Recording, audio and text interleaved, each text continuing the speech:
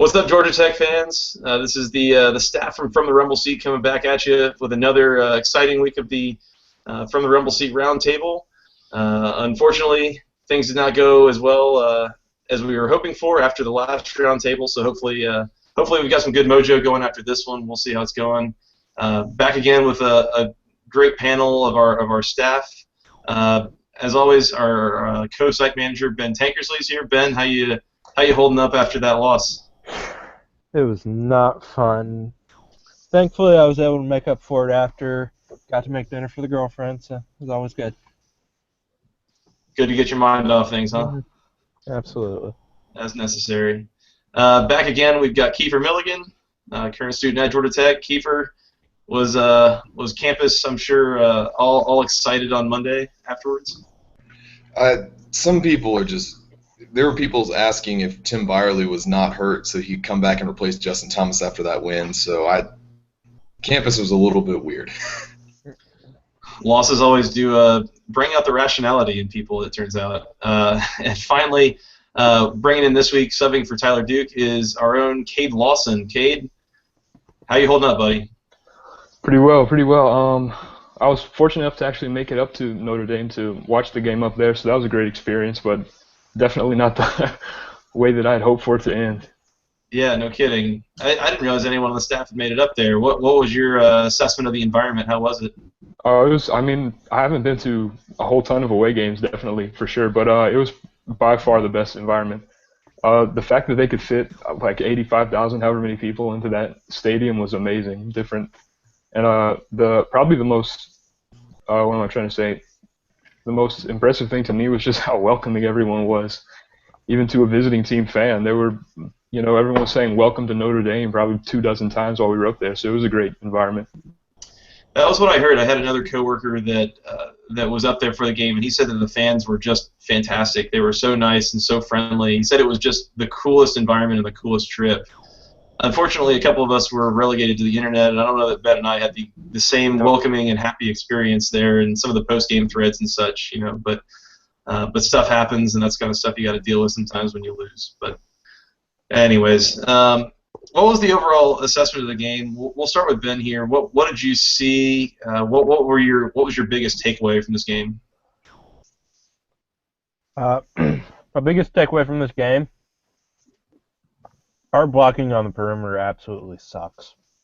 A lot of that comes from our inexperience at A-back and wide receiver, but they were killing us on the edge the entire day.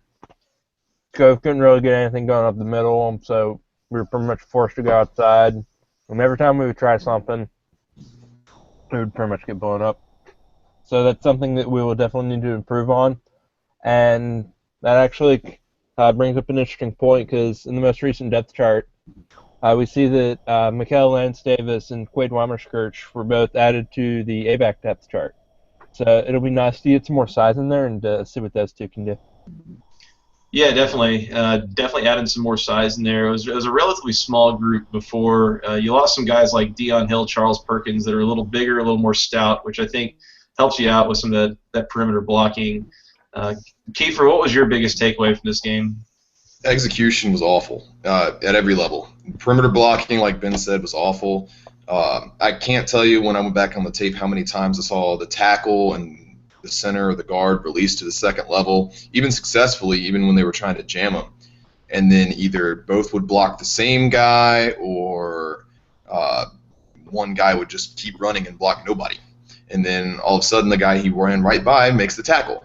It's not a question of they didn't manhandle us. They didn't manhandle us. We have to get out of our own heads and block people. And it's consistently mistakes all game. Yep.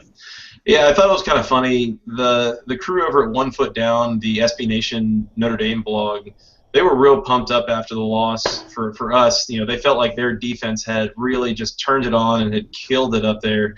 And they did a film study that they released today, and it was funny that the guy that wrote this film study came to the conclusion at the end. He's like, Notre Dame played pretty good defense, but Georgia Tech did a lot of things wrong. And so I think that kind of was a pretty big overarching conclusion that came from it. Kate, I don't know if you had a chance to rewatch the game or what you picked up on from in the stadium. What was your biggest takeaway?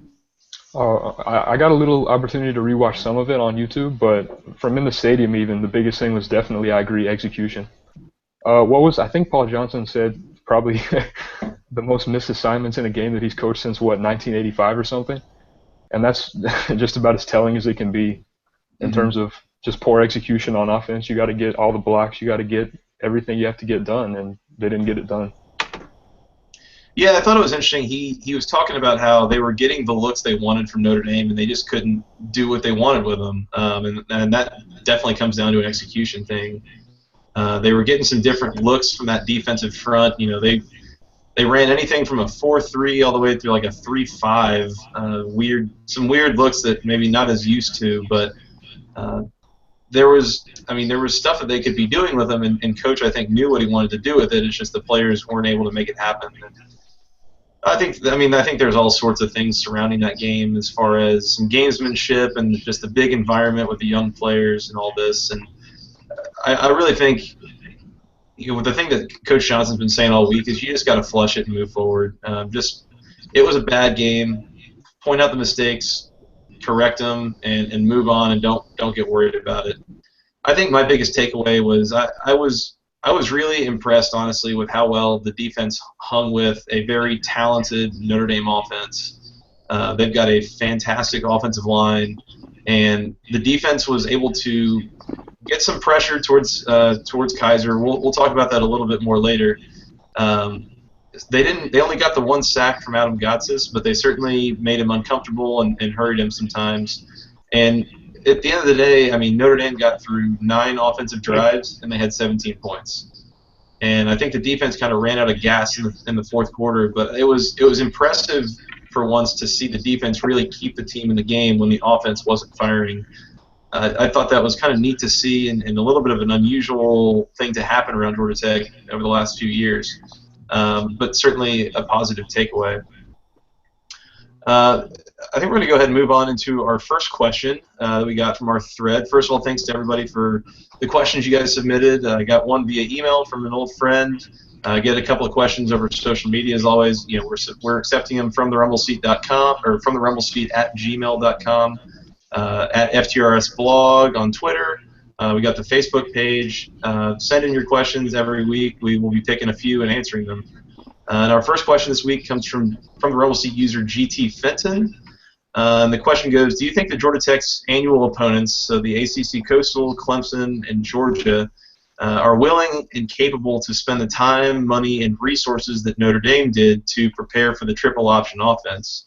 And as a follow-up, if teams do begin to prepare for Georgia Tech like this, will we have more games like this past one against teams with elite defenses? So, of course, there were a lot of stories this week that Notre Dame had hired an extra coach in the offseason, and they had recruited a walk-on specifically to run their scout team to prepare for an option offense. Notre Dame, obviously, not short for budget as a program and as a school, and so they've got some of these resources. And so I guess the question now being, is that the kind of stuff that is really going to cause losses in the future if it happens again with some of our opponents? And Kiefer, we'll start with you. Is this something that you could see some other ACC Coastal, some of your Clemsons, some of your Georgias trying to employ this strategy, and do you think it works? I don't think so. I think Notre Dame's got more monetary resources than just about anybody, and they were more concerned about the option than anybody. I think all the other teams are a little bit more confident they can prepare for it without going through these extreme measures. And so I don't really see anybody going to these lengths to try to stop the option. And I also think the whole preparation angle is being way overblown. Sure, the scheme wasn't bad. They had a pretty good scheme to stop the option, but we stopped ourselves when it comes down to it. There were a lot of opportunities where we turn and block somebody.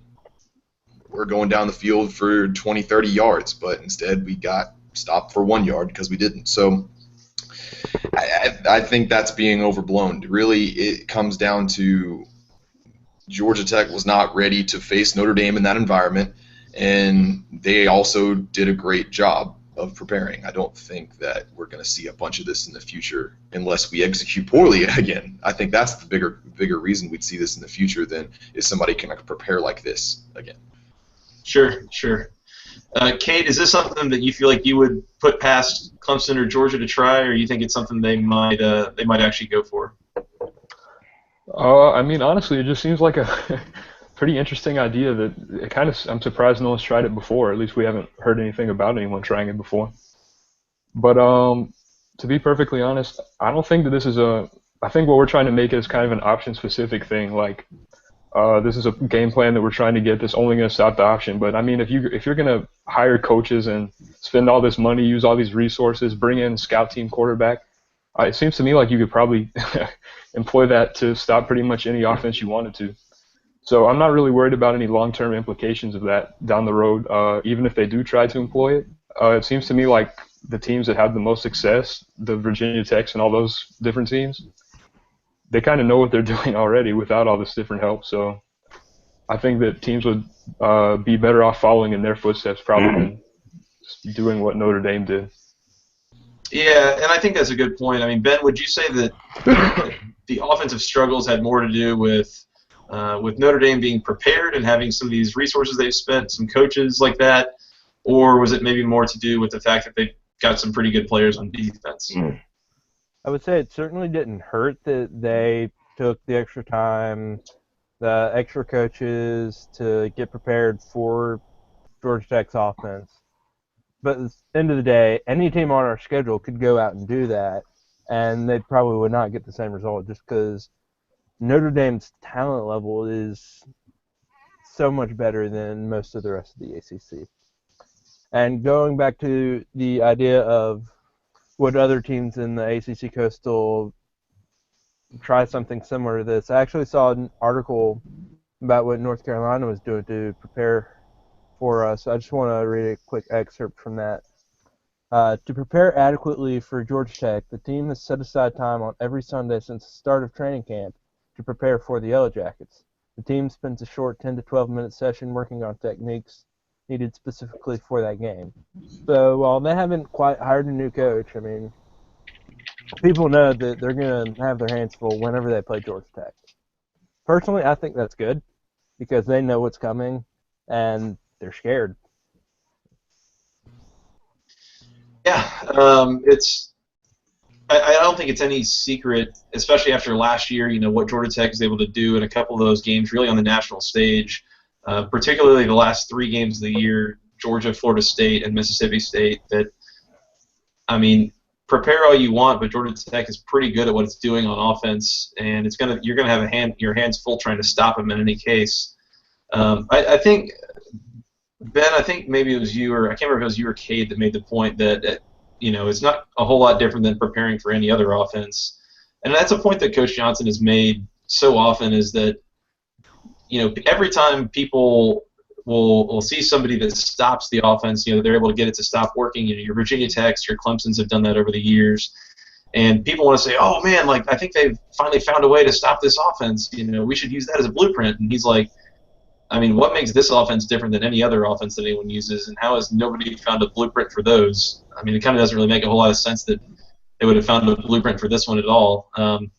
And I think that, again, I go back to how good Notre Dame's players are, and we'll talk a little more about this in a minute with the perimeter blocking. But I think there's something to do with when a couple of your guys might get hurt, and we know that Notre Dame has dealt with a lot of injury woes. They lost another guy during the game, torn ACL, I believe. There's something to it when you can go and replace those guys with 4- and 5-star level talent. I mean, Notre Dame is one of those top 10 or top 11 recruiting schools in the country over the last decade. I think SB Nation has kind of done a profile on that, and it really helps them to have depth, and a next man up mentality when there really isn't that much of a drop off to the next player, and seniority maybe doesn't have make as much of a difference in player quality. So, but great question from GT Fenton on that one. That was some good discussion. Anyone have anything else they wanted to add? I will say that I think one thing that I haven't seen the teams do a ton before that really messed us up was throwing a bunch of looks that we weren't prepared for, different formations constantly. That was why we kept having to use timeouts, because we couldn't get our pre-snap reads in. So that may be something we see in the future, but that's nothing you have to hire a coach for or recruit a quarterback for. It's just something new we might see in the future, and that's something I think we'll handle eventually. That is a good point. There was a little bit of a wrinkle there where Notre Dame was kind of shifting around a lot before the snap, and I think combine that with the noise and some of the communication issues that the team was having anyways, and I think that certainly didn't help. And I know that 4 of the 6 timeouts Georgia Tech had were used to avoid delay of game penalties, because Justin was trying to check plays at the line and really struggling to get a look that he wanted, and that certainly did not help. So that's a good point as well, and something I wouldn't be shocked to see moving forward. Someone try a little more of. Yeah, there was a lot of weird stuff about that game, like that whole ordeal with the turf. Like, I don't know if that was just like a mistake or if they intentionally told us that, hey, we're using the counter turf y'all use at the practice facility just to throw us off. And then they had the band on the field the whole game. It's like, what? Yeah, a lot of kind of strange things around it. Coach Johnson talked about how apparently they had almost like a concert-style setup of speakers behind the bench that said it was kind of giving some players headaches almost because it was just so loud the whole game. Definitely contributed to some communication issues.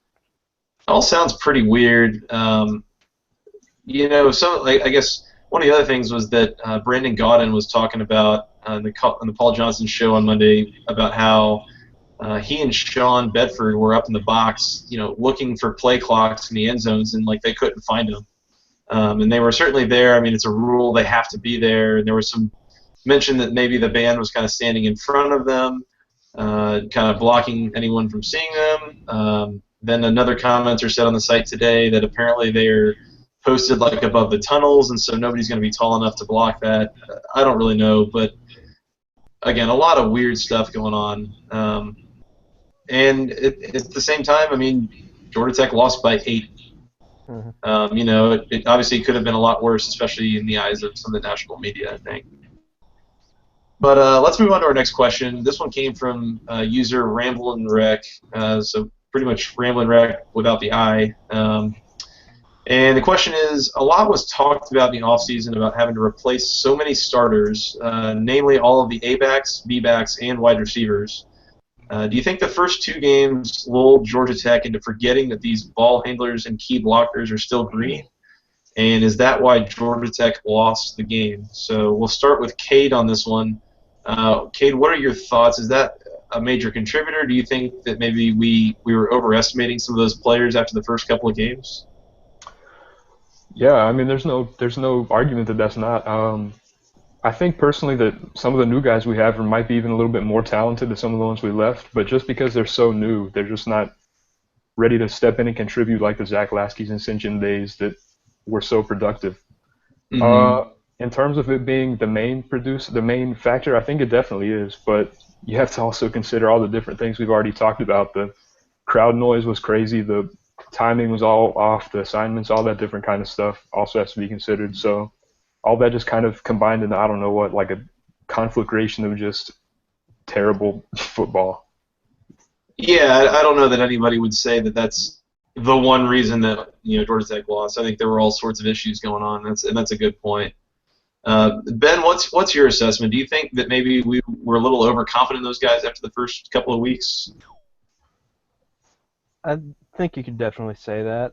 I mean, like Kate said, I think the talent level actually did go up, but without that experience, this is not an easy offense to run.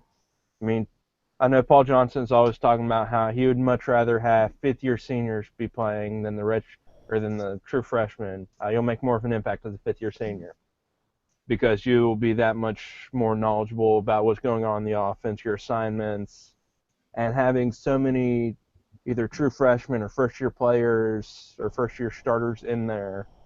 I mean, you knew that they weren't going to know the offense nearly as well as all of the experience that we had last year. And I think Averaging 60-something points through those first 2 games, even though it was against Alcorn State and Tulane. Our players kind of got in the mindset, oh, yeah, we got this. We'll be fine. Whatever. Kiefer, would you say that from some of those new guys, do you think what you saw on Saturday was maybe a little closer to what we should expect moving forward, or do you think it was more of an outlier as we look? If we're standing at the end of the season looking back, do you think that's more of an outlier or more kind of a sign of things to come? No, I think it's probably more of an outlier. I think this game was the perfect storm of things that can mess up Georgia Tech football. I mean, there's things we already talked about. Just the atmosphere. They showed they weren't ready. Yes, and I think the inexperience with the backs was a major reason why we lost. But going back and looking at the tape, like the fifth-year seniors on the offensive line weren't getting their assignments either. So I can't really say that it's the inexperience. Will we see this in the future? No, I don't think we're going to see a defense this talented, except maybe Georgia. That's about the only other one that has this kind of talent. So I really, Florida State maybe as well, but I really don't see this. I don't see it being this bad again. Yeah, I'm with you on that one. I was mentioning it a little bit earlier, but I think part of the struggles that some of these guys were having are how strong and athletic and talented some of these Notre Dame defenders were. I think that definitely played a pretty big role in some of the guys struggling with that perimeter blocking, namely the A-backs and the receivers. And like you pointed out, I mean, it wasn't just the fact that there were young guys having problems. Seniors like Aaron Joe, Brian Chamberlain were having the same problems. It was interesting looking through that film review, and they were pointing out all of the mistakes that Georgia Tech's offensive line was making. Double teaming guys that aren't supposed to be double teamed, and people just being set free that were supposed to be blocked somewhere, and offensive linemen getting caught up in a mess where they should have been taking a defender out of the play, and it was a whole bunch of stuff that I don't think it was really restricted to old or young. Kind of one of the things that Ben and Cade were touching on is that I do think that, I mean, Johnson has made this comment too, that this is about the most athletic team he's had since being at Georgia Tech. And I think that the A-backs in particular, there is a very high ceiling with all of those guys. I am interested to see what happens when they add in a couple of bigger guys like Mikkel Lance-Davis and Quade Weimerskirch. See if that improves at all. I did think in the first 2 games, the perimeter blocking was really good as compared to what it could have been with a whole bunch of freshmen. And then credit to Coach Lamar Owens hitting those A-backs with some of that knowledge. But we'll have to see what happens.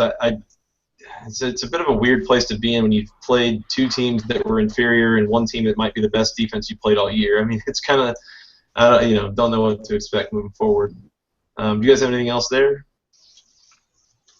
Yeah, I just want to kind of say that even outside of this skill position players besides Justin Thomas, I think even Justin Thomas might be sort of a part of, not that he was, a negative factor, but maybe a little bit of why we lost the game. He was obviously didn't have his best game. There were quite a few times where even from where I was sitting, he blatantly overthrew. I think it was Quay Searcy pretty late in the game on what would have been a pretty big play. So it definitely wasn't just the young players that were not getting the job done. Yeah, it's a great point. I definitely look at that as one of the worst games we've seen Justin Thomas play. And it's the worst. What's that? I would say it's the worst. Yeah. Yeah, people were talking about the Duke game of last year being the only other one that might compare from what we've seen of him, but he was kind of injured in that game too. If you listen to me on Buzz Talk Radio on Monday, I think I posted the link to the site, but that was one of my biggest takeaways from the game is that Justin isn't invincible. He's capable of having a bad game, and he does need help from guys around him. I mean, he can't do it by himself, and so definitely what Kiefer was saying. It was the perfect storm, I think. All right, let's move on to the next one, and this is kind of a related question. I thought it was a very insightful one because it was something I had thought about actually in the last couple of days. It made me think about. This one comes from one of the more frequent commenters around the site. That would be the Bugman 10. And the question is, do you think Georgia Tech is feeling the loss of Dennis Andrews? Wasn't he our best blocking A-back? And, of course, Andrews was dismissed from the team in the offseason. I believe it was student code of conduct violations, something to that effect. He would have been, I believe, the second most senior scholarship A-back behind only Broderick Snoddy.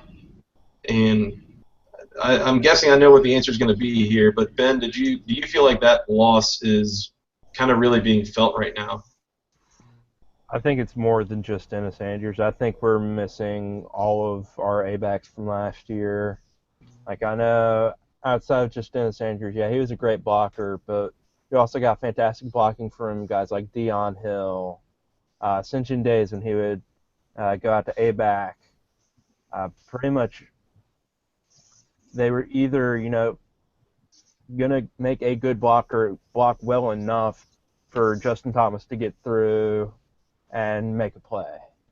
And this year, we're not getting nearly as much of that. One guy that has really stood out to me is, I think he's a redshirt freshman, Clinton Lynch.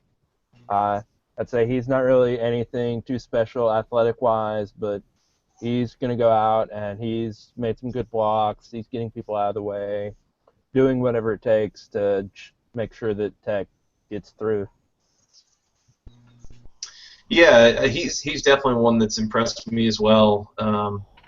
He was, I think, a late addition to that recruiting class after somebody had dropped out. I guess he was the same class as Miles Autry would have been, because they both went to Norcross High School there in Gwinnett County. But yeah, he has impressed me. But Cade, what are you seeing there? Do you feel like Andrews is the biggest loss out of that group? I guess is it really something that we're feeling right now? Definitely. I think that he was going to play a huge role in the offense this season, just like he did last season, even if he wasn't touching the ball as much as you would expect from someone who you consider a big offensive player. But I don't think that we were by any means a Dennis Andrews away from beating Notre Dame. We were definitely, even if we had him, that's not a game that we likely would have won playing the way that we played it. And just all in all, we definitely missed him, but I think that dismissing the guys who are going to be causing problems like he apparently was on the team is definitely better for the long-term implications for the team. Kiefer, looks like you agree with a couple of those sentiments. Yeah, Dennis Andrews would have helped. We obviously would like to have him back, but I really don't think that he was going to make or break this season or make or break any single game. When you got a 5-man A-back rotation, you're really not going to be in enough snaps to really change the season, in my opinion. But what I think we are missing right now is a bit of size. I think from St. John Days, Dion Hill, Charles Perkins, Dennis Andrews, all those guys are about 6 foot, 200 pounds. Right now we've got guys 5'9", 5'11". They're all less than 200 pounds. They're fast, they're athletic, and they can catch the ball, but I think it's really shown up in the blocking game. When you can get that size, I think we have we saw that with Clinton Lynch. He's about 6 foot, inching a little bit closer to 200 pounds. That's why I'm really excited, and I hope Michael Lance Davis plays this week. He's got some serious size. He played a little bit of slot receiver in high school, and I think if he can really contribute to that blocking game, that will be huge for us. I definitely expect to see him play this week. Coach Johnson mentioned something on the radio show about how, we'll probably play him this week, and I think that's just Coach Johnson's non-committal way of saying that he's going to play, basically. I think that the biggest thing, and you mentioned this a little bit with Quay Searcy, that kid is pretty quick and pretty special, and to lose him for a significant amount of time, I think the thing that might actually hurt the worst is the passing game. He was nearly a threat over the top there on a pass during the Notre Dame game, and he has the game-breaking speed, and he's got good hands that could really, really be useful in that context. And I think it's a huge deal that he's out in those terms, because it's been talked about a little bit, I think, in a couple of circles, that might be the biggest question for this entire offense moving forward is the passing game, and can they get anything out of it, to kind of back the defense out of the box. Do you guys have anything else that you wanted to talk about with regards to the A-backs or any of the perimeter blocking, any of that? I think we might have exhausted that topic a little bit. Well, let's move on to the defense real quick. This next question came from one of our users, Jacket for Life, and the question is this defense any better than last year's? With all this attention on Georgia Tech's offense, I'd like to remind my fellow Tech fans that Kaiser was a second or third string quarterback making his first start. I still haven't seen the pass rush we've been expecting to see so far, not against Notre Dame, not against Tulane, not against Alcorn State. I'm gonna start by mentioning that Kaiser, yes, was the backup quarterback, but again, we go back to that Notre Dame ability to recruit. It's not like they're replacing Zaire with Rudy.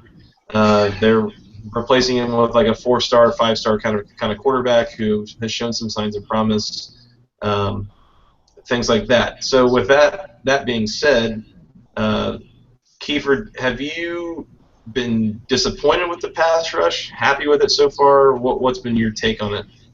Sacks are overrated. Pressure is not. I really think that the pass rush is a lot better. You go back to the ACC championship game last year. Jameis Winston was sitting in a perfect arc that did not move. If you look at the tape of Notre Dame, despite all the talent on that offensive line, they were moving. The pocket was constantly changing shape. It was collapsing into Kaiser. He was having to get rid of the ball sooner than he wanted. Those are the types of things that are really going to improve a defense. Now, yeah, we only got 1 sack, although we basically sacked him a second time, and he was able to flip the ball out to Procise by some miracle. And then, but you know, going back in the film again, I also Notre Dame got away with a lot. I think I saw 4 holds on Gotsis that weren't called. So yeah, so I am impressed. I'm impressed with the pass rush. I mean, based on what we've had in the past, you know, maybe we're not going to rack up 50 sacks this year as a unit, but we're going to affect the quarterback. And if we affect the quarterback with the secondary that we have, we're in business. I think you make a great point that sacks might be a little bit overrated as a statistic, but it's more overall about QB pressure. Because whether you actually get home or if you force a quicker decision and a bad throw, it kind of accomplishes some of the same goals at sometimes. Kate, it looks like you kind of would agree with some of those sentiments as well. Yeah, I absolutely agree with pretty much everything. This is definitely a completely different defense than the 2014 defense was. If you had told me that the 2014 defense would have held Notre Dame to 30 points, I would have been absolutely ecstatic, and that's what this defense has a promise to do pretty much every game. In terms of the pass rush, I agree with that. Kaiser looked extremely uncomfortable, especially early in the game, even though it didn't appear on the stat sheet because he was making some pretty crazy just throwing it away when they were almost about to sack him because he's a pretty big guy too. Yeah, so outside of some fluky little third down stuff that was going on, I think the defense was pretty excellent. I think they did kind of struggle to finish the drill on some of those where they just about got to him and he'd either slip out and kind of start extending the play and making passes that way. But I think you're right that he did look fairly uncomfortable to a large degree. Ben, as you look at the defensive performance on Saturday, they gave up 31 points, a lot of that in the fourth quarter. Are you encouraged, discouraged? What is your takeaway? I would definitely say I'm encouraged by what I saw. Kiefer and Cade both hit on this. Sacks are overrated, but when your defense doesn't get a lot of sacks, it can make it a little frustrating to watch. I'm not going to lie. Watching the Tech defense try and sack Deshaun Kaiser reminded me a lot of watching John Abraham and the Atlanta Falcons defense try to sack Drew Brees. They would get really close, but then Drew Brees would just step up and find a receiver downfield to throw it to. I mean, we were getting close, but we just couldn't finish. That shows that we do still have some room left to grow, but we're getting there. So I was definitely encouraged, and I think that this defense is only going to continue to get better. I think we're going to start seeing some more playing time from some of our true freshmen. The guy that I'm really excited about over at safety, AJ Gray. Kid's going to be a beast. Yeah, he has been excellent in the time that he's played so far, and I think it's interesting. You look at him. I think he's backing up Damon Smith right now at the free safety spot on the depth chart. He's all by himself as a true freshman. Meanwhile, Jamal Golden being backed up by a couple of more veteran players. I think it's Sean Kagawa and Corey Griffin, and that Gray has come in as a true freshman and is already a backup and pushing for quite a bit of playing time. I think some of the comments that Coach Johnson has made over the last couple of weeks kind of are in line that they have very, very high expectations and hopes for him. And there's been some people saying that he's one of the best true freshman defensive backs at Georgia Tech in a very long time. And so it's definitely encouraging to see from him. From the whole defense, I think a lot of good points made about pressure versus sacks and just kind of getting to people. I think it should probably be remembered, we're talking, and I think Kiefer made this point about how the pockets, were pretty clean last year, whereas on Saturday they were all changing shapes and kind of collapsing fairly quickly. And just remember that there was some serious NFL talent on that offensive line, and that they were able to do that against that group. I don't look too hard, especially at the Alcorn State game. I mean, part of their entire offensive game plan was to get rid of the ball before a pass rush could have gotten to them. I mean, you could have been playing with one offensive lineman, and they were still trying to get the ball out before they would have been able to get to the quarterback in that game. So I'm not going to be too concerned over no sacks in that game. The Tulane game as well. Maybe could have hoped for a little more there, but I think that a lot of their game plan as well was try to get it out quicker. Some quarterbacks can do that, some can't. But anyways, that's all the questions that we had with regards to the Notre Dame game. Don't want to dwell on it for too long. It's probably kind of healthy to move forward at some point. But did anyone have anything else they wanted to hit on with regards to the game, whether it was the most recent question or just anything else that really stood out? With regards to the pass rush, I think we're blitzing less this year. It certainly feels like it, at least.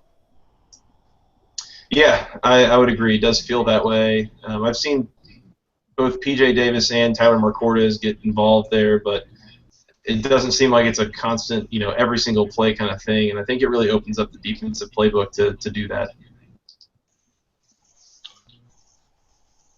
Special teams? Nobody? Anybody? It was I got one more note on the pass rush actually too.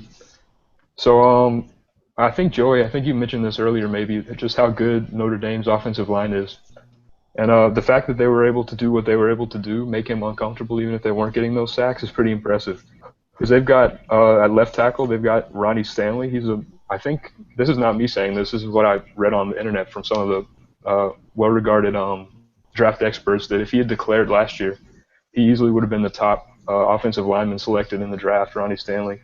And they were making him uncomfortable. They drew, I think, 1 or 2 holding penalties on him. He had 4 total penalties in the game, though, 3 false starts. So just what they were doing to some of these really talented Notre Dame offensive linemen was really encouraging. That's a great point.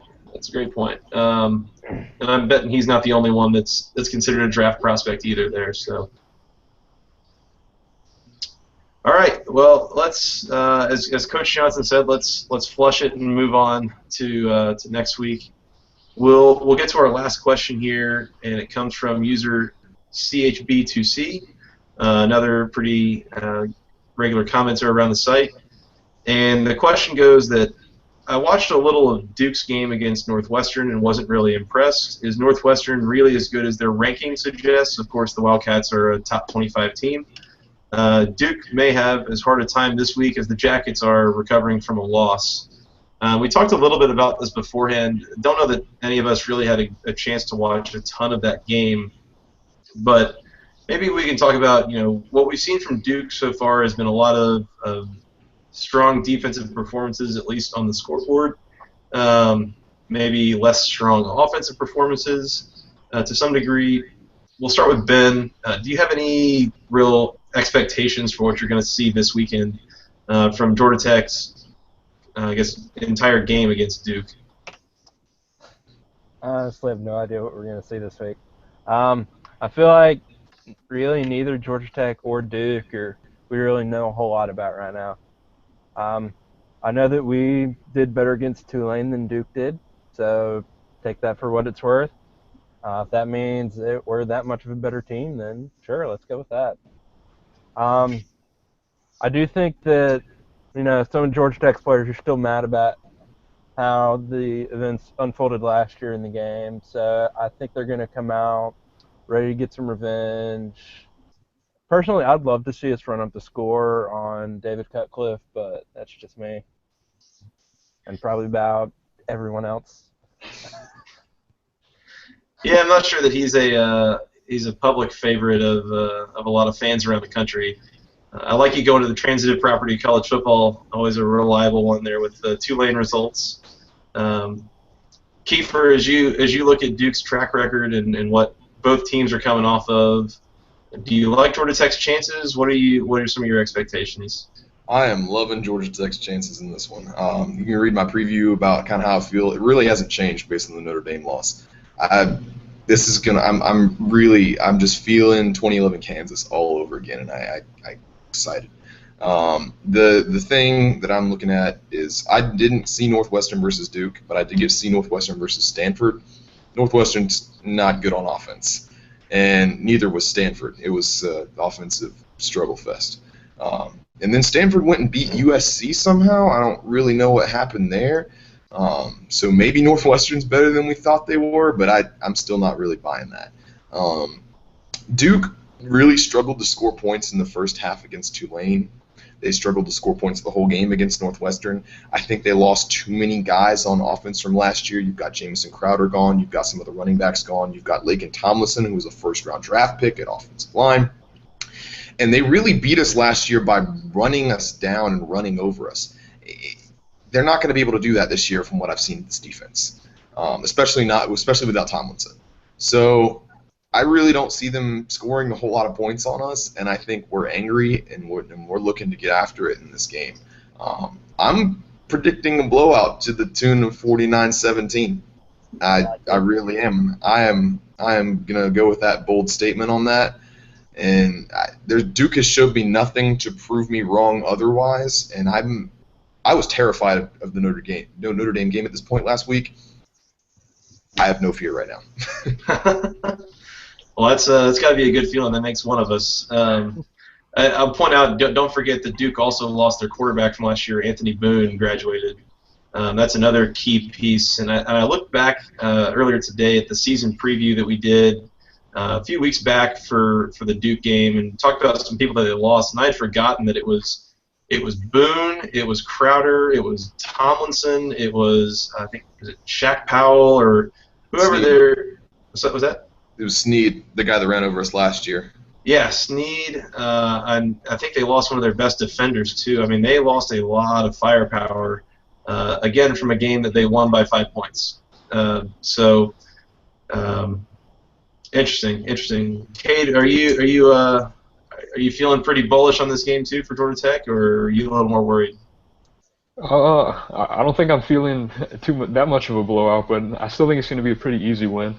The atmosphere in particular is something that's going to be a complete shift from Notre Dame, where you don't get a second of silence to where I saw during the highlights are all I saw from the Northwestern Duke game. And it was a good game, late even, and there was not a single person in the stadium. So that's going to be a lot different. And so, yeah, I think it's going to be a pretty easy win, but not humongous or anything.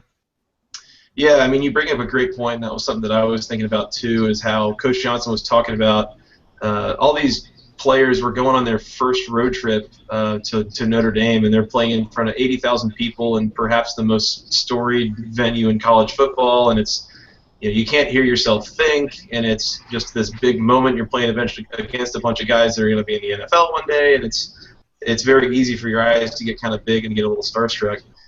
Next week we go to Duke, which struggles to fill a 40,000-seat stadium, and it's people are sitting there in the in the crowd with textbooks and with a "please keep quiet" sign. I mean, it sounds like a golf gallery in there. So it's like it literally is like a polar opposite environment versus last week, and so I think that'll make for a fun locker room speech before the game. You remember what happened last week?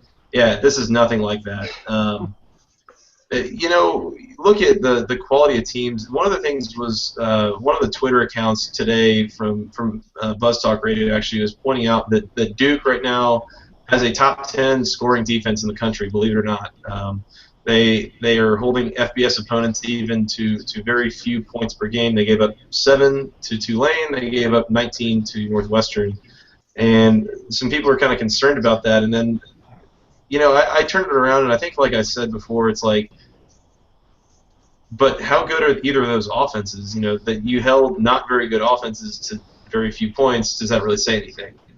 I'm not so sure I'm buying it. At the same time, I saw somebody was talking about they wanted to bet on Duke to cover a 10-point spread, and I was telling them I don't think that's a good idea. But I was also telling them I probably wouldn't bet on Georgia Tech to cover a 10-point spread either. I mean, it's like I don't know how much I can trust this team at this point based on 2 games again against inferior opponents and 1 game against one of the best teams in the country. So it sets up to be maybe I think as much as we learned a lot about Georgia Tech last week, I think you learned a lot about them this week. Coming off a loss, you guys, last year they lost to Duke, and then they lost again the next week to North Carolina. Ben, are you concerned about the team's morale, mentality coming off a loss? I would say right now they're probably a little pissed off about blowing, I think Paul Johnson said like 70-plus assignments this week. So I think that kind of gave them the jump start that they needed. I think they're going to come out. They're going to be a lot more focused than they were last week. And honestly, I don't think they have a problem winning this week at all. Kate, if you had just lost in pretty bad fashion to Notre Dame and you were going to Duke this week to that stadium and that environment and that opponent, would you be pretty pumped up to redeem yourself? Yeah, definitely. I mean, it's never fun to lose, and it's even less fun, I'm sure, to lose in front of 80,000 people screaming the whole time. So, yeah, it's definitely going to be that big shift, this is probably one of the biggest games of the season, actually, trying to see how the team's going to bounce back from their first loss, hopefully their last loss, actually. Mm-hmm. But, yeah, this is a huge game, and it's going to be – I hope the team's going to be pumped up playing in Duke. At this point, probably a fairly underrated game. I think you're right. I mean, it shows how much they're able to kind of circle the wagons and get this thing back on the rails. Kiefer, are you worried at all about motivation in this game in any regards? It doesn't sound like it. Nope. I know after that game against Notre Dame, I wanted to punch somebody in the mouth, and I think this team also wants to punch somebody in the mouth right now. And who better to punch in the mouth than David Cutcliffe? Cutcliffe, come on. I can't really think of anybody I'd rather punch in the mouth than David Cutcliffe. Yeah, great point. All right, well, let's go around and make predictions. I think, Kiefer, you already kind of made one. I don't know if you want to throw another bold prediction of some variety in there, Justin Thomas running for 400 yards or something like that. So you said you think 49-17? I think we get back to our business of pounding the beatback that we saw against Georgia and against Mississippi State last year. I think we get back to the point where we're going to get angry. We're going to give this ball to this very big man, and he's going to run down your throat. So that's what I'm hoping to get back to, because you can't string out the dive. When the dive's working, you're done. And what we saw against Notre Dame was getting strung out. So our perimeter blocking is bad. Let's stop relying on it, and let's just run people down. Sounds like a good strategy to me. Kate, what's your prediction for this game? I think I'm going to go probably something like 35-20. Okay. Any expectations on what the biggest key to the game will be? Biggest key to the game, I think, is definitely going to be opening back up those perimeters that were so I guess you could say clogged up or just not working well against Notre Dame. I can't remember too well last year, but Duke did a really good job, I think, last year controlling that aspect of the game. in Atlanta. Also, obviously, did a good job controlling Justin Thomas, even if that meant twisting his ankle. But that's a different topic. So yeah, I think opening up the perimeter is going to be the biggest key to the game. Yeah, Duke twisting Justin Thomas's ankle. Not that that's any of our business. Ben, what do you got on this game? You expecting a big win, close win? You worried? The more I think about this game, the more optimistic I get about it. So this will probably change before the end of the week, but right now I'm going to say final score 42-17. I think that Patrick Skov will have his best game to date. Well over 100 yards, averaging 5.5 to 7 yards carry, and we're going to run it straight down Duke's throat. It's going to be fun to watch.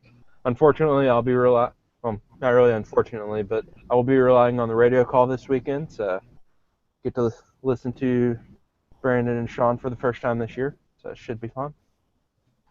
It's been pretty fun for me. I guess I'm down here in Houston, Texas, and been able to watch the game on TV, thankfully, but been streaming Sean and Brandon on the GT Radio app. I'm not sure that I would have been able to tolerate the NBC broadcasters last week. I haven't heard a whole lot of comments that made them sound unbiased. So, we'll probably go for the same game plan again this week.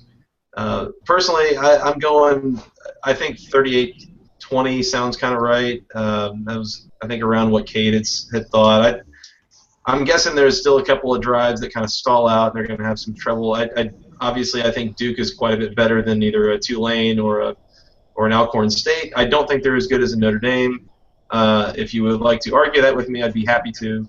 But I do think that Georgia Tech is going to have to get some stuff back in order. I kind of expect it to happen. I think a lot of the weird stuff that went on around the game last week goes away, and they're able to kind of get away from the noise and the big moment and just get back to what they do best. That was kind of some of the things that Coach Johnson was talking about is, we got to play our game, play it right, and I think that's what happens. I think they pound the B-back like you were saying. I think you got to establish that and hit some big plays on the perimeter and get the perimeter blocking working again and instill some confidence back in the fan base and everything like this. I think it's plenty possible, and I think that Georgia Tech gets it done. Closing comments. Anybody have anything really watching for this weekend other than Georgia Tech? I want to see how perimeter blocking improves this week with Quade Weimerskirch and Mikael Lance Davis joining the rotation at A-back. I really want to go out and just watch Quade just lay out a couple defenders. I love Quade Weimerskirch. He's going to be awesome. I feel like he is an inevitable named national champion in the near future. He's got a great afro too. Well, good deal. So this has been fun again. If Georgia Tech does somehow fall again this weekend, maybe we'll stop doing this altogether. I guess it's kind of some bad karma, but when we did it through text. Yeah. Maybe that's what we got to go back to. Can't throw anything off. I'll tell you right now, I'm still wearing the same outfit and sitting in the same chair I was last year. It was working then. Hey, and as Bud Light says, it's only weird if it works, or if it doesn't work, excuse me. So, well, good deal. So we'll be back again next week. Make sure to submit your comments again through Facebook, through Twitter at FTRS blog, through email from therumbleseat@gmail.com. We've really enjoyed it, and we'll try to maybe answer a couple of questions that we didn't really get to in the comments. We might throw a couple of answers up there as well. So have a great weekend. Go Jackets. Let's get this win in Duke, and we'll talk to you again next week.